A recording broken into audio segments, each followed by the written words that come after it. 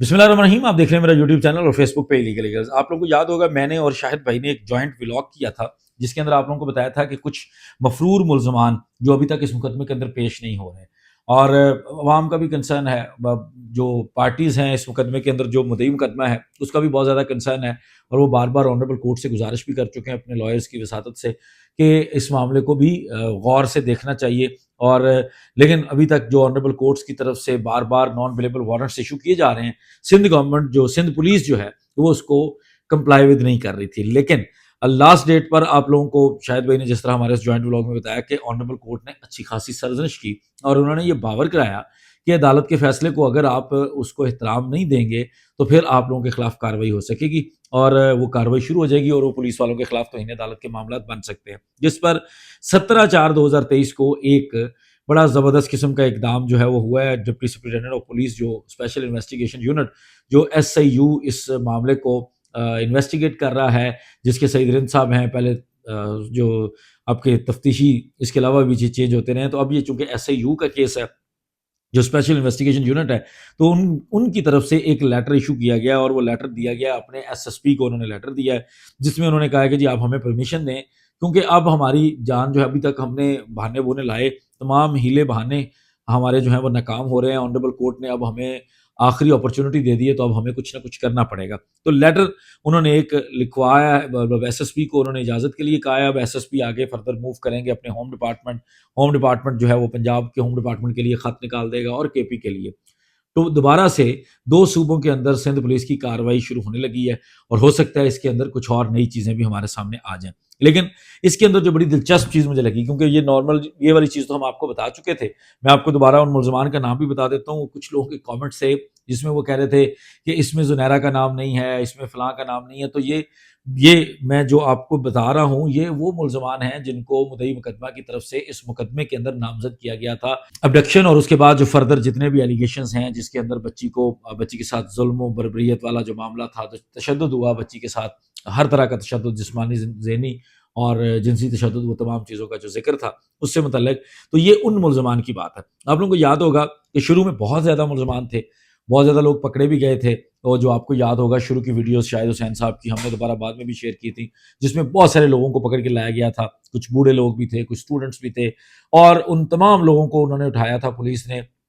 کیونکہ ان کے ایک IG کو ریموو کرنے والا معاملہ بھی چل رہا تھا. تو تمام لوگوں کو اٹھایا تھا جن کا کسی نہ کسی طرح سے بلا واسطہ ذرا سا بھی تعلق تھا اس خاندان کے ساتھ، اس معاملے کے ساتھ، اس کو اٹھا لیا گیا تھا. جس میں بہت سارے لوگوں کو آنریبل کورٹ نے، وہاں کی جو آنریبل کورٹ جہاں پیش کیا گیا ان ملزمان کو، انہوں نے ان کو ڈسچارج کر دیا تھا. اس کے بعد شوکت شاہنی صاحب جو ہیں وہ انہوں نے شاہانہ انداز میں اس مقدمے کو ختم کرنے والی بات کی، سی چلان دے دیا. جس کے بعد بابر سلیم کی وہ CDR والی ویڈیوز آئیں جو آپ کو یاد ہوگا کہ انہوں نے ایک ریسرچ کی جس کے اندر انہوں نے CDRs دی اور CDR سے انہوں نے پورا ایک سکیچ بنا کے دے دیا کہ نہیں جی یہی ملزم ہے آپ کے، اور انہی ملزموں نے اس طریقے سے آپ کے بچی کو اغوا کیا ہے. جس کے بعد سندھ پولیس نے ان کی اسی ساری CDR کے ساتھ ایگری کرتے ہوئے اسی طرح کے موقف کو آگے لے جاتے ہوئے ایک نیا مقدمہ بنایا، ایک نیا چلان مرتب کیا، جس چلان کے اندر انہوں نے تمام لوگوں کو دوبارہ ملزم بنایا. اب جن لوگوں کو ملزم بنایا تھا ان میں آپ لوگوں کو پتا ہے کہ 4 ملزمان تو اس وقت جو ہے وہ معاملات کو فیس کر رہے تھے، اور 5ویں ملزمہ جو ہے وہ یہ ظہیر اور شبیر کی والدہ بھی اس کے بعد ضمانت کے اندر شامل ہوئی تھی. اس کے بعد جب یہ باقی لوگ سارے ڈسچارج ہو گئے تھے تو تقریباً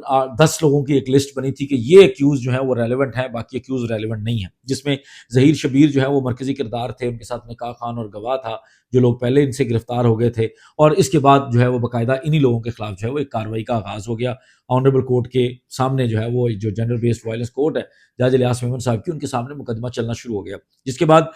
جو باقی کے ملزمان تھے اس میں نکاح خان اور گواہ جو تھے وہ آلریڈی اریسٹڈ تھے. ظہیر اور شبیر سندھ پولیس کے خاص مہمان بن کر انہوں نے ضمانتیں لے لیں. جس کے بعد باقی لوگوں نے بادر نہیں کیا آنریبل کورٹ کے معاملات کو. جس کے بعد ان جو باقی کے مفرور لوگ تھے جن کے نان اویلیبل وارنٹس نکل رہے تھے اور وہ بادر نہیں کر رہے تھے کورٹ کو، تو ان میں سے نور منیر نے جو ہے وہ عدالت کا سامنا کرنا مناسب سمجھا. وہ آئی، اس نے پہلے پروٹیکٹیو بیل لی سندھ ہائی کورٹ سے، اور پھر جج الیاس میمن صاحب کی عدالت سے تقریباً فیب کے مہینے میں، ابھی سے 3 مہینے پہلے اس نے ضمانت لی، اور وہ ضمانت آج تک چل رہی ہے اور اس کا فیصلہ اس مئی کے مہینے میں ہو رہا ہے.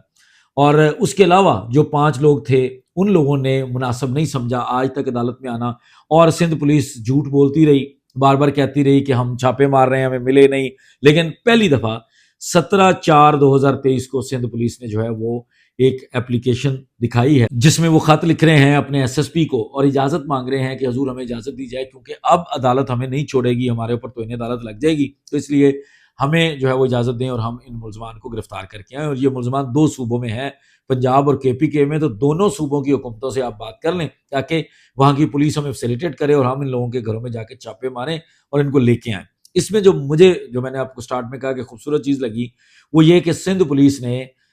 اس بچی کے مقدمے کو ایک اسپیشل اور فیمس کیس قرار دے دیا، اور یہ فیمس کیس جو انہوں نے قرار دیا ہے اس کی وجہ سے اب آنے والے مقدمات جو ہیں وہ اس کیس کی وجہ سے اس کے مطابق چلنا شروع کچھ ہو چکے ہیں اور کچھ ہونے جا رہے ہیں۔ لیکن سب سے اچھی اور ایک میں سمجھتا ہوں کہ مطمئن کرنے والی چیز یہ ہے کہ ہمارے سامنے ایک ایسا ان کی ورڈنگ آئی ہے سندھ پولیس کی جس کے اندر واقعی انہوں نے اس کو فیمس ابڈکشن کیس کہا ہے اور اس کو امپورٹنس دینا شروع کر دی ہے۔ میں آپ کو یہ لیٹر پڑھ کے سناؤں گا کیونکہ مجھے اس لیٹر نے بہت زیادہ جو ہے نا وہ فیسینیٹ کیا کہ میں اس کو آپ لوگوں کے سامنے رکھوں۔ It is submitted that the, پہلے وہ کہتے ہیں جی permission to proceed other provinces, ہمیں دوسرے صوبوں میں کارروائی کرنے کے لیے اجازت دی جائے۔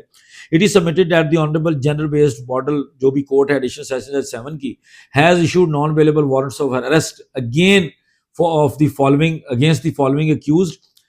absconding in famous abduction case of girl namely Duae Zahra,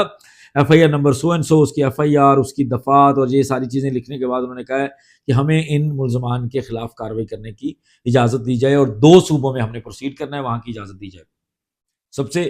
پہلے اصغر علی ہے، سن آف فیض علی۔ یہ اصغر علی بیسیکلی وہ نکاح کا گواہ ہے جو جیل میں رہا، اس کے بعد یہ پیش نہیں ہو رہا، اس کی غیر حاضری شروع ہو گئی چونکہ، تو ان کی غیر حاضری شروع ہونے کے بعد اس کو بھی اسی لسٹ میں ڈال کر اس کے خلاف بھی اب اسی طرح ریڈ کر کے اس کو دوبارہ لے جایا جائے گا۔ خرم محمود سن آف افضل کھرل ہے، یہ قصور سے ہیں۔ یہ خرم صاحب وہ ہیں جرائے خرم ایڈوکیٹ جن کا